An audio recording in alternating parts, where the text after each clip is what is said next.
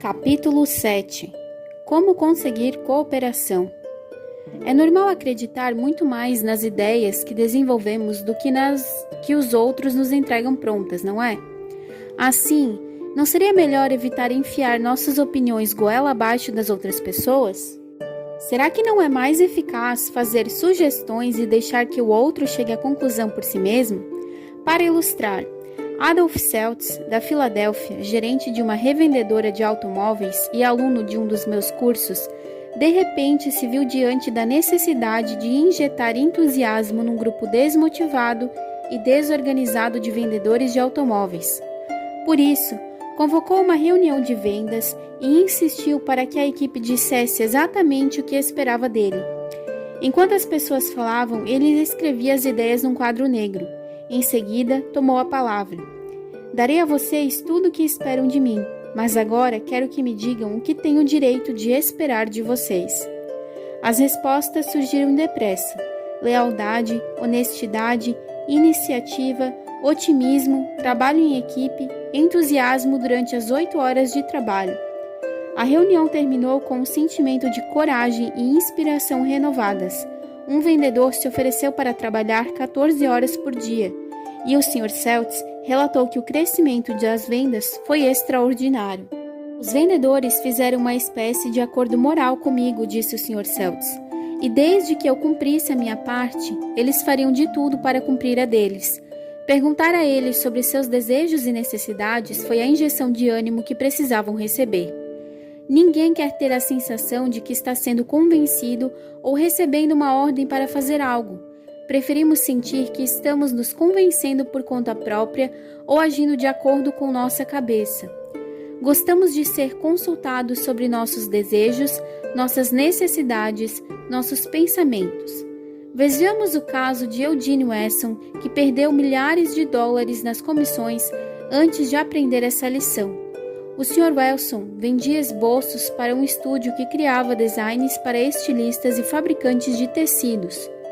Vinha fazendo visitas semanais a um dos principais estilistas de Nova York sem falhar havia 3 anos. Ele jamais se recusou a me atender, mas nunca fez uma compra, disse o Sr. Wilson. Sempre olhava para os desenhos com muito cuidado e então dizia: não, Wilson, ainda não é desta vez que vamos trabalhar juntos. Depois de 150 fracassos, Wesson percebeu que estava numa espécie de rotina mental, por isso resolveu devotar uma noite por semana a estudar como influenciar o comportamento humano para desenvolver novas ideias e gerar entusiasmo. Ele ficou empolgado com a direção e a liberdade promovidas por essa nova abordagem. Levou meia dúzia de desenhos inacabados debaixo do braço para a sala do comprador e disse: quero lhe pedir um pequeno favor, se possível. Aqui estão alguns desenhos inacabados.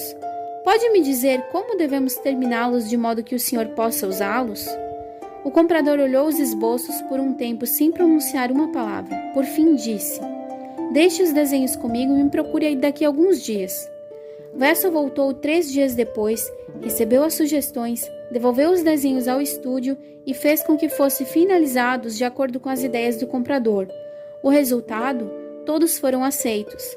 Depois disso, o comprador encomendou dezenas de outros desenhos ao Wesson, todos criados de acordo com suas ideias. Descobri porque passei anos fracassando nas tentativas de vender para ele, disse o Sr. Wesson. Eu insisti em fazê-lo comprar o que achava que ele deveria ter, até que mudei minha abordagem. E insisti em que ele me desse suas ideias. Isso o fez se sentir responsável pela criação, e ele era mesmo. Não precisei vender, ele comprou. Quando era governador de Nova York, Theodore Roosevelt realizou uma façanha extraordinária. Manteve boas relações com os chefes políticos, mas forçou a aprovação de reformas que eles rejeitavam terminantemente. E foi assim que ele fez. Quando era preciso preencher um cargo importante, ele convidava os chefes políticos para fazer indicações.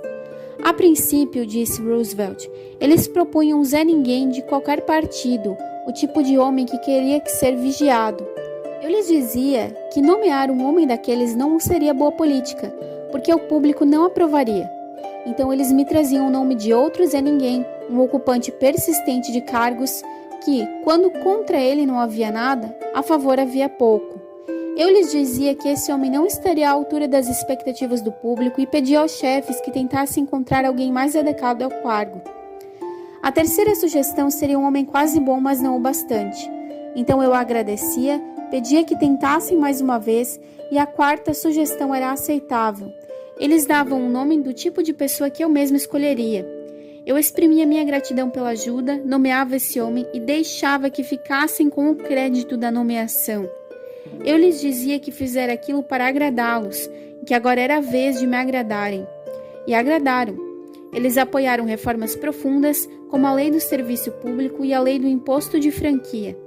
Lembre-se de que Roosevelt se esforçava ao máximo para consultar os outros e mostrar respeito por seus conselhos.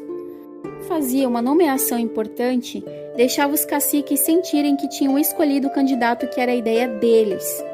A mesma psicologia foi empregada por um fabricante de aparelhos de raio-x para vender seu equipamento a um dos maiores hospitais do Brooklyn, que estava construindo um anexo para ser ocupado pelo melhor departamento de radiologia dos Estados Unidos. O Dr. L, chefe do departamento, andava sobrecarregado pelas visitas dos representantes de vendas, cada um valorizando o equipamento da respectiva empresa.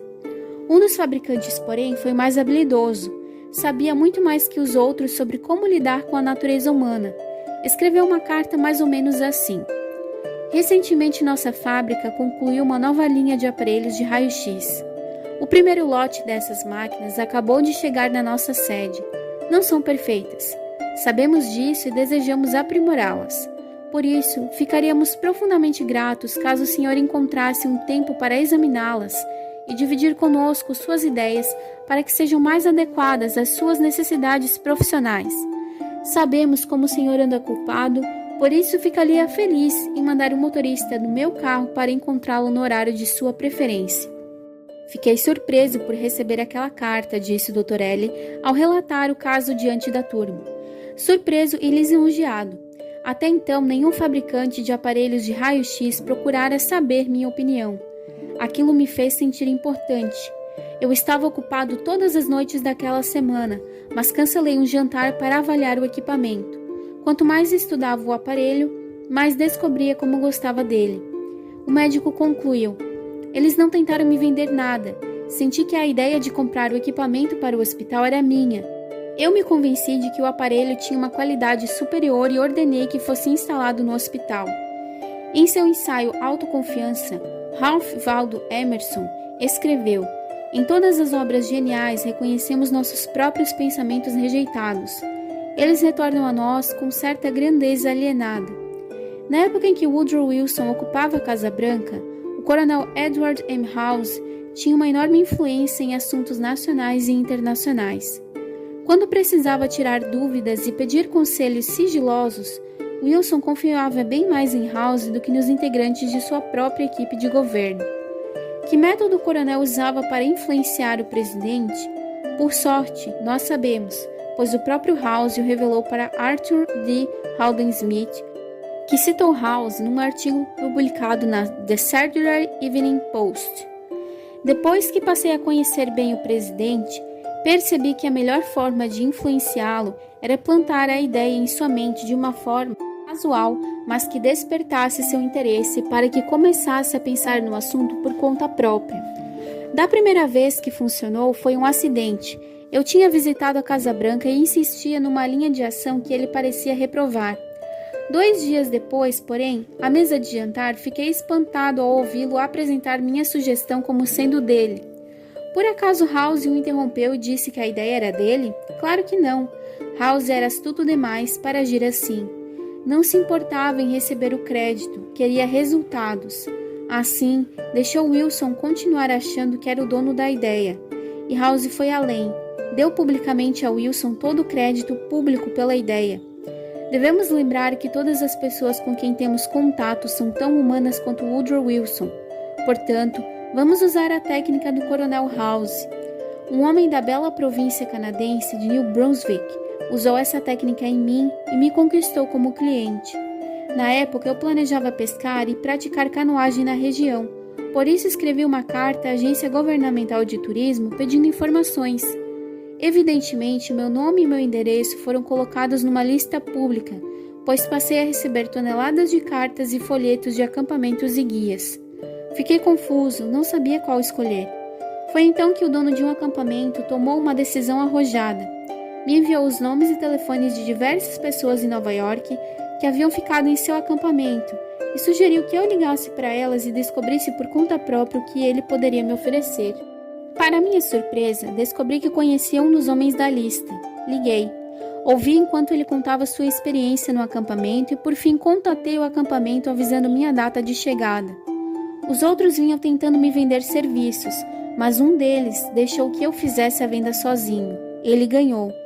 Há 25 séculos, Lao Tse, um sábio chinês, disse algo que podemos aplicar ainda hoje. A razão pela qual os rios e mares são homenageados por centenas de riachos das montanhas é que eles se mantêm no nível mais baixo. Assim eles reinam sobre todos os riachos das montanhas. Do mesmo modo, para estar acima dos homens, o sábio se coloca abaixo deles. Para estar à frente, o sábio se coloca atrás. E dessa forma, embora seu lugar seja acima dos homens, eles não sentem seu peso. Embora seu lugar seja à frente dos homens, eles não consideram isso uma ofensa. Princípio 7. Deixe outra pessoa sentir que a ideia é dela.